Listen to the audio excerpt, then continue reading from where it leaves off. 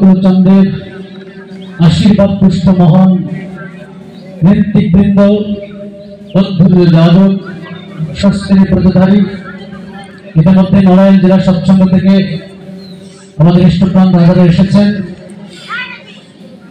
এবং আমার সামনে যারা উপবিষ্ট আছেন অত্র অঞ্চলের ইষ্ট পদ্ধতি দাদা ও মায়েরা, আপনাদের সকলের চরণে আমার ভক্তি বিনম্র প্রণাম ও জয় গুরু।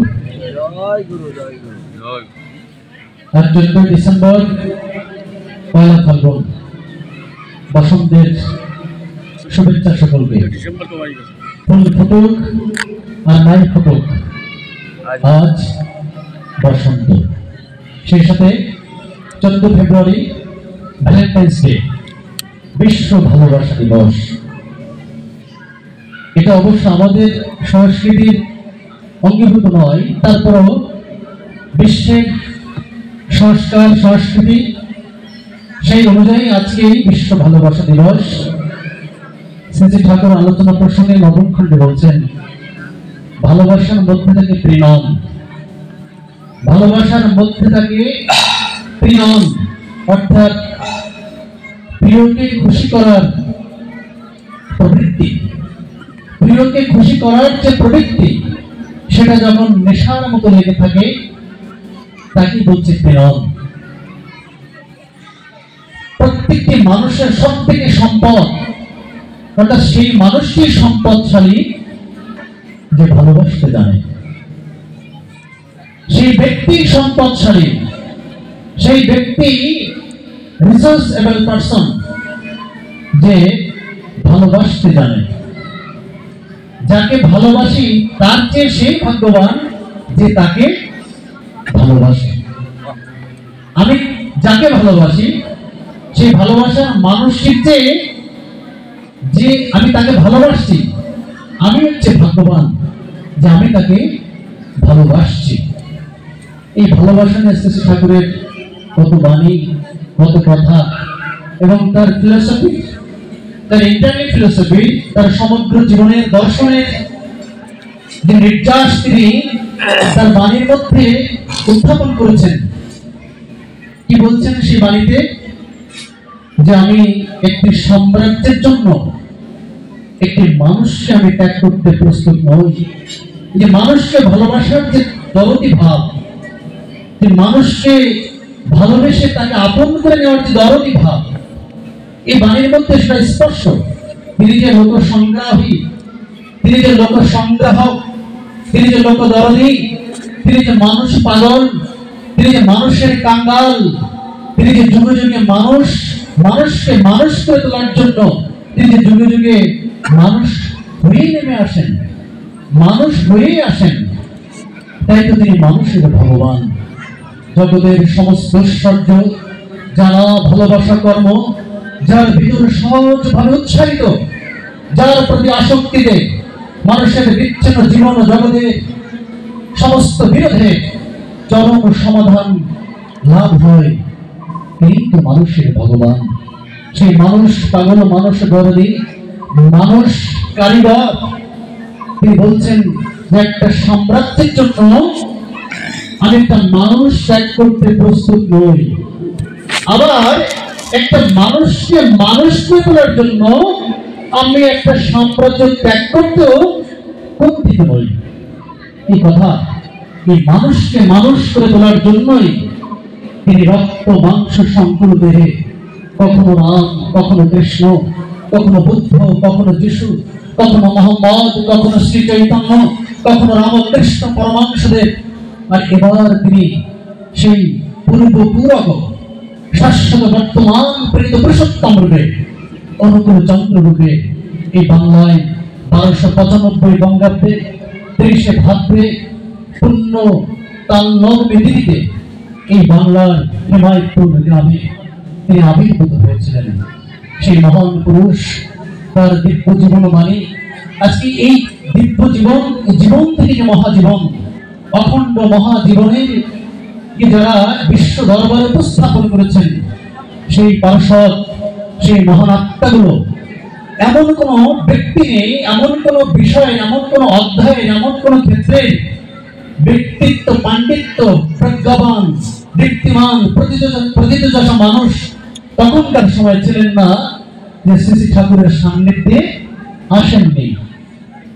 আমরা যদি কি হিন্দু ধর্মের, কি মুসলমান ধর্মের, কি বৌদ্ধ ধর্মের, কি বৈষ্ণব মতের, কি শাস্ত্র অন্য মতের, যে মতেই থাকুক, সব মতদর্শের মানুষগুলো তার কাছে ছুটে এসেছেন। কিসের জন্য? তাকে দেখার জন্য, কারো কারো ব্যক্তিগত সমস্যার সমাধানের জন্য, রাজনৈতিক সমস্যা, সাহিত্য জীবনের সমস্যা। আমরা যদি সাহিত্য অঙ্গনে দেখি, আমরা দেখতে পাই শ্রী শ্রী ঠাকুরের পার্শ্বদ রূপে এসেছিলেন তখনকার সময়ের কবি হেমচন্দ্র মুখোপাধ্যায়। তিনি এসেছিলেন। তিনি কেমন কবি ছিলেন? তিনি মাদকাসক্ত কবি ছিলেন। ওই সময়ে নাম করা একজন লেখক বটে তিনি, কিন্তু তার একটি নেশা ছিল, সেটা কি? তিনি মদ খেতেন। দেখেন এই মাদকাসক্ত মানুষকে কি করে মাদক মুক্ত করেছিলেন শ্রী শ্রী ঠাকুর। এর ইতিহাস, এর যে বিবৃতি, এগুলো অনেকেই জানা আছে। এই কাহিনীগুলো এই জন্যই বেরিয়ে আসে যে বেশ্যাসক্ত নারী সে কি করে পরম ভক্ত হয়েছিল, সেটা আমরা দেখতে পাই যীশু খ্রিস্টের জীবনে। যে মেরি ম্যাগডালিন, সেটা বলছেন যখন যীশু খ্রিস্টকে ক্রুশবিদ্ধ করা হচ্ছে, ক্রুসিফাইড করা হচ্ছে, যেমন এই পৃথিবীর এই মানুষগুলো যখন তার সেই প্রেম ভাবকে, পরম ভাবকে বুঝতে না পেরে তাকে অত্যাচার, অনাচার, দুঃখ, কষ্ট, ব্যথায় ব্যথিত করা হচ্ছে, ঠিক তখনই আগলে ধরেছিলেন ওই মেরি ম্যাগডালিন। আমরা দেখতে পাই এই মেরি ম্যাগডালিন তার জীবনকে কিভাবে কত পবিত্র সেই পরম পুরুষের স্পর্শে, আমি একটি গান করেছিলাম, ঠাকুর তোমার পরশ পেয়ে ধন্য হে ভুবন। আমাদের জীবনটা ধন্য হয় একমাত্র তার পরশে। আজকে আমরা দেখতে পাই সেই সাহিত্য অঙ্গনে শ্রী ঠাকুরের কাছে ছুটে এসেছিলেন সেই বাংলা সাহিত্যের প্রখ্যাত সেই শীর্ষেন্দু মুখোপাধ্যায় তার জীবনের সমস্যা সমাধানের জন্য। তিনি প্রতিশ্রুতিবদ্ধ এবং তিনি চ্যালেঞ্জ দিয়েছিলেন যে আমি দীক্ষা নিতে পারি যদি দীক্ষা নেওয়ার পর, এই নাম গ্রহণের পর, যদি আমার এই অন্তর জগতের নিরাময় যোগ্যহীন ব্যাধি, অনিরাময় যোগ্য যে ব্যাধি, সেটি যদি সেরে যায়, তাহলে আমি এই নাম কন্টিনিউসলি করবো, এই জল ইষ্টবৃত্তি আমি চলমান গতিতে করতে থাকবো। কিন্তু দেখবো আমি কিছুদিন করার পর যদি আমার এই ব্যথা নিরাময় না হয়, এই ব্যথা থেকে আমি মুক্ত না হতে পারি, তাহলে আমি এগুলো কিছু করবো না।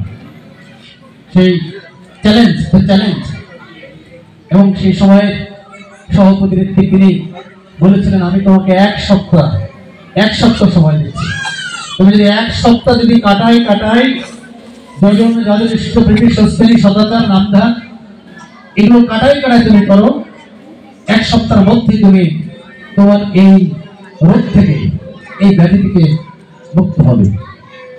এবং তিনি এই এক সপ্তাহের মধ্যেই কিন্তু সেই ব্যাধি থেকে, সেই ব্যথা থেকে মুক্ত হয়েছিলেন। এটা পরম শ্রদ্ধাভাজন ব্যক্তিত্ব শ্রদ্ধশ্রী শীর্ষেন্দু মুখোপাধ্যায়ের কাছ থেকে শোনা যে কিভাবে তিনি নাম করতে করতে ব্রাহ্ম মুহূর্তে তিনি ঘুমিয়ে আছেন, তার বাড়ির নিচে একটি কুকুর ঘেউ ঘেউ শব্দে উচ্চস্বরে ডাকছে, তিনি তন্দ্রাচ্ছন্ন আছেন, তিনি জাগ্রত নন। তার একটা অবচেতন সাবকনশিয়াস প্লেনে যেন ওটা ধরা পড়ছে, একটা কুকুর তার বাড়ির নিচতলায় থাকতেন। আমি তার একটু আগে বেরোতে যাচ্ছি, জ্ঞানটা একটু দেখে নেবো, নাই তো সারা জীবনের একটা কথা থেকে যাবে যে আমার দেখতে আসলো না। আরো উচ্চস্বর ধাবিত হচ্ছে। যখন সেই প্রাতকালীন মুহূর্তে আজানের ধ্বনি শুনতে পেলেন, হঠাৎ তার ঘুমটা ভেঙে গেল। ঘুমটা ভেঙে তিনি তার নিজের ভাষায় ব্যক্ত করেছেন, একদম আমার নিজের মুখে শোনা। তিনি বলছেন যে আমার ঘুমটা যখন ভেঙে গেল, তখন আমার কাছে মনে হলো যে আমি খুব হালকা হয়ে গেছি, কোনো এতদিন ধরে আমি যে বোঝা বহন করে চলেছিলাম, আমার মনে হতে লাগলো যে আমার মাথায়, আমার শরীরে সেই বোঝাটি নিশ্চিত হয়েছে, নিঃশব্দ হয়েছে। তিনি আস্তে আস্তে উঠলেন, উঠে শ্রী ঠাকুরকে প্রণাম নিবেদন করে নিবেদন করেই নতুন জীবনের, নতুন পৃথিবীর, নতুন সূর্যের প্রতীক্ষায় তিনি সেই সূর্য দেবতাকে প্রণাম নিবেদন করলেন। তার জীবনের নতুন জীবন তিনি বলছেন 1964 পরে দেওয়া জীবন, এটি শ্রী ঠাকুরের দেওয়া জীবন। তার দীক্ষায় দীক্ষিত হয়ে তার নাম পেয়ে আমি আমার এই নতুন জীবন পেয়েছি। সত্যিকার অর্থে তাই মানুষ যখন দীক্ষিত হয়, মানুষ যখন সদ্দীক্ষায় দীক্ষিত হয়, মানুষ যখন সদ্গুরুর শরণাগত হয়, মানুষ যখন সদ্গুরুর আশ্রিত হয়, তখনই কিন্তু মানুষের একটি জন্ম হয়। এটা শাস্ত্র বলছে। এই জন্য সনাতনী আর্য কৃষ্টির এই নবজীবনকে বলা হচ্ছে কি সার্থক জীবন। দীক্ষা না নিলে হাতের জল পর্যন্ত শুদ্ধ হয় না। এই সৎনাম, সদ্গুরু, সদ্দীক্ষা, এই ত্রিবেণী সঙ্গম, এই সদ্গুরুর প্রবর্তিত যে সৎনাম, যে সদ্দীক্ষা, এই দীক্ষার মধ্যে আমরা দ্বিতীয়ত্ব লাভ করে আমরা দ্বিতীয় বর হয়ে উঠি। এই দ্বিতীয় জন্মটাই হচ্ছে আমাদের সার্থক জন্ম। আমরা যদি সাহিত্যের জগতে আরো যাই, আমরা দেখতে পাই কথা শিল্পী, বাংলা সাহিত্যের কথা শিল্পী যাকে বলা হচ্ছে শরৎচন্দ্র চট্টোপাধ্যায়। তিনি এসেছিলেন শ্রী ঠাকুরের দর্শনে, তিনি এসেছিলেন কিছু প্রশ্ন নিয়ে, কারণ তিনি নাস্তিক ছিলেন, তিনি ঈশ্বরে বিশ্বাসী ছিলেন না। শরৎচন্দ্র চট্টোপাধ্যায় যখন শ্রী ঠাকুরের সান্নিধ্যে এলেন, শ্রী ঠাকুরের প্রণাম করে তিনি প্রথমে বললেন যে আমি আপনার কাছে কিছু প্রশ্ন নিয়ে এসেছি, আমি প্রশ্নগুলো কি করতে পারি? শ্রী ঠাকুর বললেন হ্যাঁ দাদা, করতে পারেন। শরৎচন্দ্র চট্টোপাধ্যায় বলছেন, আমি আসার পথে পাবনায় আপনার অনেক নিন্দা শুনলাম, আমি আসার পথে পাবনায় অনেকে আপনার নিন্দা করলো, আমি মনে করি এই নিন্দার কথা আপনিও এখানে বসে শুনতে পান, তারপর খারাপ লাগে না? শ্রী ঠাকুরকে প্রশ্ন করছেন যে পাবনা শহরে আপনার যেমন প্রশংসা আছে, আপনার নামে প্রোপাগান্ডাও আছে, নিন্দাও আছে। এই নিন্দাগুলো যখন আপনি শোনেন তখন আপনার খারাপ লাগে না? শ্রী ঠাকুর বলছেন আমার মোটেই খারাপ লাগে না। শরৎচন্দ্র চট্টোপাধ্যায় বলছেন কেন? এর কারণ কি? বলছে কি যে যে যেমন ভাবে আমাকে নেয়, আমাকে ভাবে, আমাকে বোঝে, আমাকে তেমন ভাবে উপস্থাপন করে। শরৎচন্দ্র চট্টোপাধ্যায় বলছেন আমি ঠিক বুঝলাম না, সহজ করে বলুন। বলছে আপনি গোয়ালা দেখেছেন, গরুর দুধ দই? বলছে হ্যাঁ। বলছে কোনোদিন যদি গাভী দুধ কম দেয়, যে প্রকৃত গোয়ালা নয় সে কিন্তু লাঠি নিয়ে ওই গাভীকে পিটাতে শুরু করে, এই আজকে কেন দুধ কম দিলি, কেন দুধ আজকে কম দিলি, মারতে থাকে, বুঝতে চায় না প্রকৃত কারণটি কি। আবার প্রকৃতি যে গোয়ালা যেদিন দুধ কম পায় সেদিন ভাবে আমার গরুটা বুঝি, আমার গাভী বুঝি গত রাতে মনে ঠিকঠাক মতো খাইনি, আমার এই গাভীর মনে হয় কোন রোগ হয়েছে যেটা হয়তো আমি বুঝতে পারিনি, আমার এই গাভীর মনে হয় শারীরিক ভাবে সে অসুস্থ। বিভিন্ন রকম ভালোবাসার একটা দরদি মনোভাব কিন্তু ওই প্রকৃত গোয়ালা কিন্তু সে বের করে নেয়। তাই আমাকে যে ভাবেই ভাবুক আমি তাতে কিছুই মনে করি না। শরৎচন্দ্র চট্টোপাধ্যায় পরবর্তী প্রশ্ন করছেন, আপনি কি ঈশ্বরকে বিশ্বাস করেন? আমার তো ঈশ্বর বিশ্বাস হয় না। শ্রী ঠাকুর অপলক নয়নে শরৎচন্দ্রদার দিকে তাকিয়ে বলছেন আমি আছি তো, আপনি আছেন তো, আপনার অস্তিত্ব আছে তো? বলছে হ্যাঁ আমি আছি। তবে তাহলে তো ঈশ্বর আছেন, কারণ ঈশ্বর মানে কি ধারণ পালন সম্বেক সিদ্ধ ব্যক্তিত্ব, অর্থাৎ যার আধিপত্য আমার ভিতর থাকার দরুন আমি কথা বলতে পারছি, আমি হাঁটতে পারছি, আমি খেতে পারছি, বসতে পারছি, শুতে পারছি, আনন্দ করতে পারছি, নাচতে পারছি, গাইতে পারছি, যত যা কিছু করতে পারছি, তার আধিপত্য আমার ভিতর আছে বিধায় আমি এটা করতে পারছি। এই আধিপত্যের মূল নায়ক হচ্ছেন ঈশ্বর। তাহলে আমি ঈশ্বরকে অবিশ্বাস করি কি করে? শরৎচন্দ্র প্রশ্ন করছেন আপনি স্বর্গ-নরক বিশ্বাস করেন? স্বর্গ-নরক বলে কিছু আছে? বলছে যা করলে মনের প্রসন্ন হয়, যা করলে আমি আমার এই সত্তাকে আমার এই আত্মাকে, আমার অস্তিত্বকে সর্বব্যাপী সর্ব বিশালতার মধ্যে আমি অ্যাডজাস্ট করতে পারি, সংযুক্ত করতে পারি, সেই প্রসারণশীলতাই হচ্ছে স্বর্গ, এক্সপানশন, তাই হচ্ছে স্বর্গ। আর যা করলে আমি কনস্ট্রাক্ট হয়ে পড়ি, সংকুচিত হয়ে পড়ি, সংকীর্ণ হয়ে পড়ি, তাই হচ্ছে নরক। আমরা যদি সাহিত্য জগতের দিকে আরো তাকাই, দেখতে পাই শ্রী ঠাকুরের কাছে আসেননি, কিন্তু তার শ্রেষ্ঠ গ্রন্থ তিনি পড়েছেন বিশ্বকবি, বিশ্বের কবি রবীন্দ্রনাথ ঠাকুর। যখন সেই সত্যানুসরণ গ্রন্থ তিনি উল্টালেন, দেখলেন সেই বাণীগুলো, আপনারা সত্যানুসরণ সম্পর্কে জানার চেষ্টা করবেন। এই যুগের নবপিতা পুরুষোত্তম রূপে যতবার তিনি এসেছেন, কোনোবার তিনি নিজ হস্তে কোনো গ্রন্থ, কোনো শাস্ত্র তিনি লেখেননি, এবারই তিনি লিখেছেন এই নবযুগের নবপিতা সত্যানুসরণ, যার রয়েছে 61টি অধ্যায়। 61টি অধ্যায়। সেই দুর্বলতা হচ্ছে প্রথম অধ্যায়, দুর্বলতা, কপটতা, অনুতাপ, সুখ, দুঃখ, স্বাধীনতা, কাম, এভাবে ধাপে ধাপে 61টি অধ্যায়। এবং এখানে প্রত্যেকটি লাইনকে এক একটা মন্ত্র ধরা হয়েছে। যেখানে মন্ত্র সংখ্যা দাঁড়িয়ে আছে 441টি, যেখানে মন্ত্র সংখ্যা দাঁড়িয়েছে 441, সেই সত্যানুসরণ গ্রন্থ তিনি উল্টাচ্ছেন। বিশ্বকবি রবীন্দ্রনাথ ঠাকুর বলছেন, এই লেখকের বয়স কত? পেছন থেকে উত্তর আসছে 22 বছর। তিনি আবার উল্টাচ্ছেন, এই লেখকের বয়স কত বললে?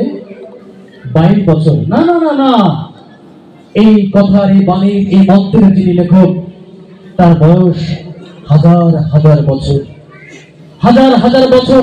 কোন 22 বছর বালকের মেধা, মনন, প্রজ্ঞা, জ্ঞান, অভিজ্ঞতা, দক্ষতা, দূরদর্শিতা, যোগ্যতা, সামর্থ্য থেকে এই অখিল রসমৃত এই মন্ত্র, এই বেদবাক্য লিখিত হতে পারে না, পারে না। এটা রবীন্দ্রনাথ ঠাকুরের অভিব্যক্তি।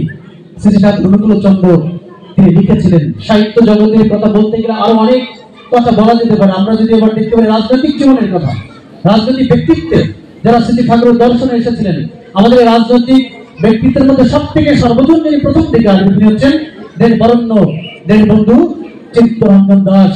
শ্রী ঠাকুর অনুকূলচন্দ্র যাকে দাস বলে সম্বোধন করেছিলেন, যিনি বলছেন যে একটা মানুষ আমি পেয়েছিলাম, সারাটা জীবন তিনি মানুষ চেয়েছেন, প্যাশন পারভেডিং অ্যাটাচমেন্ট, সেই বৃত্তি ভেদিকান সম্পন্ন মানুষ তিনি সারাটা জীবন ধরে চেয়েছেন। আমরা ভক্ত হিসেবে তিনভাবে আমরা কাউন্টেড হতে পারি। একটা হচ্ছে প্যাশন কম্প্রোমাইজিং, যে বৃত্তি প্রবৃত্তির সাথে আপোষ রক্ষা করা। আমার বৃত্তি প্রবৃত্তির পরিপোষণের জন্য যে বাণীটি, যে কথাটি, যে বিষয়টি শ্রী ঠাকুরের সাথে মিলছে, আমি সেটাকেই আমি মনে করছি, মেনে নিচ্ছি, সেটাকে আমি গ্রহণ করছি। আর যেটা মিলছে না সেটাকে আমি পাশ কাটিয়ে যাচ্ছি। এই যে প্যাশন কম্প্রোমাইজ করা দ্বিতীয় স্তরে। আর তৃতীয় স্তরে সেটা হচ্ছে প্যাশনে, একদম বৃত্তি প্রবৃত্তি সম্বন্ধিত। অর্থাৎ আমি আমার বৃত্তি প্রবৃত্তি চরিতার্থের জন্য আমি আমার ইষ্টকে, আমি আমার ঠাকুরকে ইউটিলাইজ করছি, ব্যবহার করছি। আর সব থেকে ফার্স্ট এন্ড ফরমোস্ট, সব থেকে হাইয়েস্ট এন্ড বেস্ট যে ভাবটি, সেটি হচ্ছে প্যাশন পারভেডিং অ্যাটাচমেন্ট। যে আমার অবর্তমানে আমার স্থূল শরীরে আমি যখন থাকবো না, আমি যখন সূক্ষ্ম শরীরে সেই কারণ রাজ্যে যখন বিরাজ করব, একমাত্র ওই প্যাশন পারভেডিং অ্যাটাচমেন্ট যারা, ওই বৃত্তি প্রবৃত্তি ভেদিকান সম্পন্ন মানুষ যারা, তারাই আমাকে পাবে, তারাই আমাকে উপলব্ধি করতে পারবে, তারাই আমার সান্নিধ্য নৈকট্য তারাই পাবে। এই মানুষ, এই গুণসম্পন্ন মানুষের একটি ছাপ, একটি দৃষ্টান্ত, একটি বাস্তব মানুষ হচ্ছে এই দেশবন্ধু চিত্তরঞ্জন দাস। ঠাকুর বলছেন, আমি করলেই দাসদা বুঝছেন যে আমি কি বলতে চাই, কিন্তু সেই মানুষটিকেও আমি রাখতে পারিনি। এই দেশবন্ধু দাসের ঠাকুরের প্রতি ভক্তি, প্রেম, আনুগত্য, বিশ্বাস, নিষ্ঠা, শ্রদ্ধা শেষ জীবনে এমন প্রবল থেকে প্রবলতর হয়েছিল, যখন তিনি শেষ জীবনে ঠাকুরের কাছ থেকে বিদায় নিয়ে দার্জিলিং এ গেলেন। সেখানে যখন ভারতের জাতির পিতা মহাত্মা গান্ধীর সাথে সাক্ষাৎ হলেন, তিনি শ্রী ঠাকুরের দিব্য দর্শন, ভাবাদর্শ, ফিলোসফির কথা বারবার, সেই ভাবভক্তির কথা বারবার তার মুখ থেকে উচ্চারিত হচ্ছিল। মহাত্মা গান্ধী আপ্লুত হয়ে পড়েছিলেন এবং দেশবন্ধুরা মহাত্মা গান্ধীকে অনুরোধ করেছিলেন যে আপনি একবার আপনার হিমায়ত করে ঠাকুরের দর্শনে যাবেন। পৃথিবীর এই জগতে কত মানুষের সাথে মিশেছি, কত মানুষকে দেখেছি, এই রাজনৈতিক জীবনে কত কত মহান মহান রাজনীতিবিদ, দার্শনিক, বৈজ্ঞানিক, শিক্ষিত কত মানুষের সাথে সাক্ষাৎ করেছি, কিন্তু প্রকৃত মানুষকে আমি কখনো দেখিনি। একমাত্র শ্রী ঠাকুরের সান্নিধ্যে যে, তার দর্শনে যে বুঝেছি এই মানুষ হচ্ছে আমার আপন মানুষ, এই মানুষ হচ্ছে আমার চিরজীবনের মানুষ। তাই পাবনার হিমায়তপুরে যখন তিনি প্রথম পা রাখলেন, দেশবন্ধু তার অনুভূতি ব্যক্ত করছেন যে আমার মনে হয়েছিল সারাটা জীবন আমি এই জায়গাটি খুঁজে বেরিয়েছি, সারাটা জন্মান্তরের এই সাধনা তীর্থভূমি, পুণ্যভূমি, এই পরম তীর্থ হিমায়তপুর ধামের এই মাটি আমাকে জানান দিয়েছিল যে আমার জীবনের উৎকলা, আমার জীবনের উৎসদাতা, আমার জীবনের কুলকেন্দ্র, আমার জীবনের একমাত্র উপাস্য ব্যক্তিত্ব শ্রী ঠাকুর অনুকূলচন্দ্র। সেই সেদিনের বন্ধু চিত্তরানন্দ দাসের সেই ভাবভক্তির সেই আকুতিতে মহাত্মা গান্ধী এসেছিলেন। মহাত্মা গান্ধী আশ্রমে এসে যে অভিব্যক্তি ব্যক্ত করেছিলেন, মাতা মনমিনী দেবী, বিশ্বজননী মাতা মনমিনী দেবী সাক্ষাৎ দর্শনে তিনি যে অভিব্যক্তি ব্যক্ত করেছিলেন, I have never seen a man masterful and wonderful woman. I have never seen woman. I have never seen such a masterful and wonderful woman. এমন মহিয়সী, এমন সাধ্বী, এমন সেবাপ্রাণা নারী আমি জগতে আর একটু দেখিনি। মহাত্মা গান্ধী শ্রী ঠাকুর অনুকূলচন্দ্র সম্পর্কে একটি মন্তব্য করেছিলেন যে আমি পৃথিবীতে অনেক মানুষ দেখেছি, কিন্তু এমন অসীম শক্তিধর, এমন গুণসম্পন্ন, এমন ঐশী লীলা মাধুর্য যারা ব্যক্তিত্ব শ্রী ঠাকুর অনুকূলচন্দ্রের মতো আর দ্বিতীয় কাউকে আমি দেখিনি। সাহিত্য অঙ্গনে, রাজনৈতিক অঙ্গনে, আধ্যাত্মিক অঙ্গনে, বিজ্ঞান জগতে আমরা দেখতে পাই সেই কৃষ্ণপ্রসন্ন ভট্টাচার্য, সেই সিবি রমণের পিএস, তিনি ছুটে এসেছিলেন। আমরা যদি দেখতে পাই সেই বিদেশ থেকে রে আর্চার, হাউজার ম্যান্ডার, ইডিরেক্সম্যান এবং স্পেন্সার তারা ছুটে এসেছিলেন। আমার কথা শেষ করতে হলে সিগন্যাল এসেছে। এই ইডিরেক্সম্যান, হাউজার ম্যান্ডার একটি জীবনী লিখেছিলেন শ্রী ঠাকুর অনুকূলচন্দ্রের ওশানের একটি কাপ। এই জীবনী যখন পুস্তক আকারে তিনি ছাপাবেন, তখন সেই পুস্তক আকারে ছাপানোর জন্য ছাপাখানায় দিয়েছিলেন।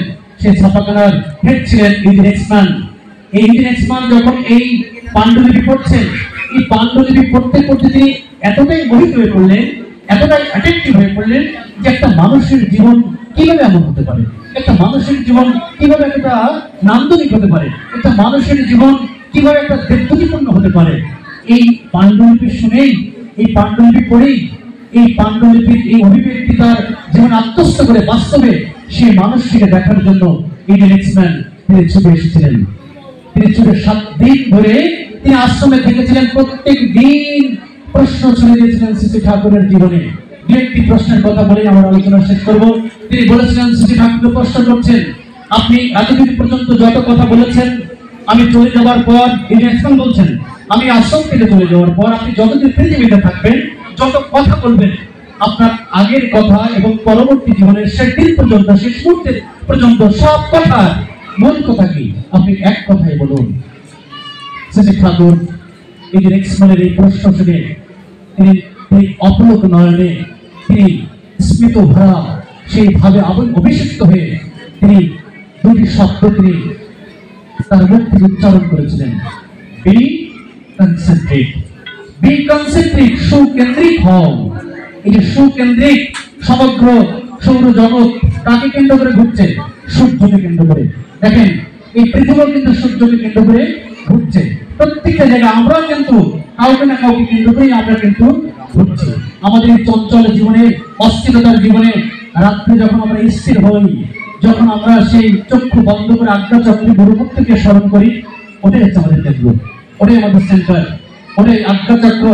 এই যে আটলি between my circumference of my guru, এই গুরুকে দর্শন, সেই গুরুমূর্তিকে আজ্ঞা চক্রে স্মরণ মনন করে আমার কেন্দ্রের দিকে আমি ধাবিত হই।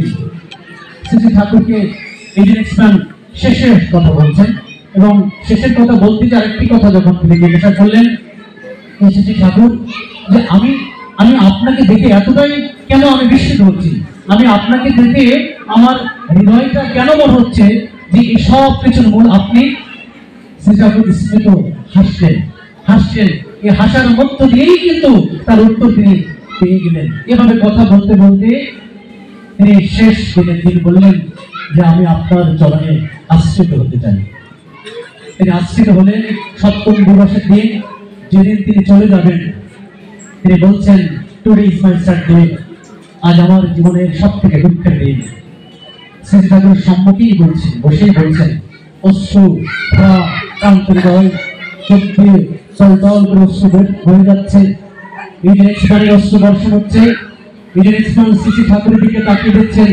শ্রী ঠাকুরের চোখ থেকে জল ঝরছে, প্রেমাশ্রু বর্ষিত হচ্ছে। ইজেনেক্সমান বলছেন, today is my sad day, আজ আমার জীবনের সব থেকে বেদনার দিন, কারণ আজ আমি আপনাকে ছেড়ে চলে যাচ্ছি। শ্রী ঠাকুর প্রত্যুত্তরে বললেন, also today is my sad day, আমারও আজ জীবনের দুঃখের দিন, ব্যথার দিন, বেদনার দিন, যে আমি আপনাকে ছাড়া থাকবো, আমি আপনাকে ছাড়া থাকবো। দুজনের মধ্যে কেউ নেই, শুধু তিনি আর ইজেনেক্সম্যান। বলছেন যে আপনাকে ছাড়া আমি থাকবো, আমার এই ভাবটাই আমার সব থেকে এখন কষ্টের দিন। ইজেনেক্সম্যান বলছেন যে আমি ভাবতেই পারছি না যে আমার আপনাকে ছাড়া আমি কি করে আমি সে আমেরিকায় যাবো, কারণ এই 7 দিন আপনার সান্নিধ্য থেকে আমার এটাই অনুভূতি হয়েছে যে বিশ্বের কোথাও আপনাকে ছাড়া আমি শান্তিতে স্বস্তিতে থাকতে পারবো না, তবু তো আমাকে যেতে হবে। শ্রী ঠাকুরকে সদর নয়নে প্রণাম করে ঠাকুরের নয়নের দিকে তাকিয়েছেন, দেখছেন ঠাকুরের চোখ থেকে ঝরঝর করে জল ঝরছে। একটা ভাব ভারাক্রান্ত হৃদয়, হৃদয়ের একটা বহিঃপ্রকাশ, একটা বেদনার একটা পরিবেশ। ঠাকুরকে প্রণাম করে ইজেনেক্সম্যান পিছন দিকে ফিরছেন, বারবার তাকাচ্ছেন। ঠাকুর ফেলফাল করে চেয়ে আছেন নিষ্পলক নয়নে। ইজেনেক্সম্যান 1 পা 2 পা 3 পা করে যাচ্ছেন, আবার তাকাচ্ছেন। ঠাকুর অপলক নয়নে চেয়ে আছেন ইজেনেক্সম্যানের দিকে, আর বলছেন যে আপনি আবার আসবেন, আবার আসবেন, আপনি আবার আসবেন। এর আগে অবশ্যই একটি কথা ঠাকুর বলেছিলেন, ঠাকুরকে বলেছিলেন যে ঠাকুর আমি আপনাকে আমেরিকায় নিয়ে যাব, এটা হজরনাথ বলেছিলেন। ঠাকুর বলেছিলেন যে আপনার জীবন্ত চরিত্রের মধ্য দিয়ে, আপনার চলন্ত জাগ্রত জীবনের মধ্য দিয়ে আপনারা আমাকে আমেরিকায় কেন, সারা বিশ্বের সব জায়গায় সব দরবার নিয়ে যান। আমি এই মন্দিরে, এই প্রার্থনালয়ে আমি থাকতে চাই না, আমি থাকতে চাই আপনাদের অন্তর জগতে। আপনাদের জাগ্রত জীবনটাই হোক আমার জাগ্রত মন্দির। আপনাদের আচরণের মধ্যে, চরিত্রের মধ্য দিয়ে আপনারা আমাকে বয়ে নিয়ে যান। আজ ধর্ম যদি আচরণের মধ্যে দিয়ে প্রকাশিত না পায়, ধর্ম যদি চরিত্রের মধ্যে দিয়ে বাস্তবে রূপায়িত না হয়, হাজার হাজার লক্ষ লক্ষ কোটি কোটি স্বর্ণ মন্দির থাকা সত্ত্বেও মানুষ ধর্মের সেই রস পাবে না, ধর্মের সেই বলার্থ ভাবার্থ। ধর্ম মানেই বেঁচে থাকা, বেড়ে ওঠা। ধর্ম মানেই কর্মের মাঝে ধর্মকে ফুটিয়ে তোলা। ধর্ম মানেই সেই মুক্ত আদর্শের আন্ডারে নিজেকে স্থান করা। ধর্ম মানে সেই ধর্ম মুক্ত বিপ্লবী, ধর্মের মুক্ত আদর্শ যিনি, সেই ব্যক্তা পুরুষের চরণে নিজেকে সমর্পণ করে তার বিধি, তার নির্দেশনা অনুসারে জীবনকে অতিবাহিত করা। ইজেনেক্সম্যান চলে গিয়েছিলেন, শ্রী ঠাকুর একটি প্রতিকৃতির সাথে নিয়ে গিয়েছিলেন। চলতে চলতে ভারতে অবস্থান করেছিলেন। সেখানে একটি অধিবেশনে তিনি যোগ দিয়েছিলেন। সেখানে অধিবেশন ছেড়ে কীর্তন করতে করতে সেখানে একটি মা অজ্ঞান হয়ে পড়ে। সেই মা অজ্ঞান হওয়ার পর তাকে তার সেন্স, তার চেতনা ফিরে আনা যাচ্ছিল না। ইজেনেক্সম্যান তাকে ধরে নাম করলেন, ওই মায়ের জ্ঞান ফিরে এলো। ইজেনেক্সম্যান তার সেই ব্যাগ থেকে শ্রী ঠাকুরের সেই প্রতিকৃতি সম্মুখে এনে ওই মাকে দেখলেন। ওই মা যখন শ্রী ঠাকুরের প্রতিকৃতি দেখলেন, বলেন যে এই প্রতিকৃতি ভাবতে ভাবতে আমি চেতনহীন হয়ে পড়েছি। এই প্রতিকৃতি শ্রী ঠাকুরের এই প্রতিকৃতি ভাবতে ভাবতেই আমি সেন্সলেস হয়ে পড়েছি। ইজেনেক্সম্যানের বিশ্বাস, গভীরতা, নিষ্ঠা আরো তো মাত্রায় বেড়ে গেল। এই প্রতিকৃতি ভাবতে ভাবতে এই ভাব সমাধির এই জ্ঞান চৈতন্য, সেই পরম চৈতন্য, পরম ভাব উজ্জীবিত হয়। এই নিষ্ঠা ভক্তি প্রেম নিয়ে তিনি আমেরিকায় যে তিনি শ্রী ঠাকুরের দর্শন আদর্শ প্রচার করলেন। সেটা ভক্তবৃন্দ, কথা বললে এই ভাবধারায় অনেক কথা বলা যেতে পারে। জীবনের এই অধ্যায়টুকু যদি পরিপূর্ণ করতে হয়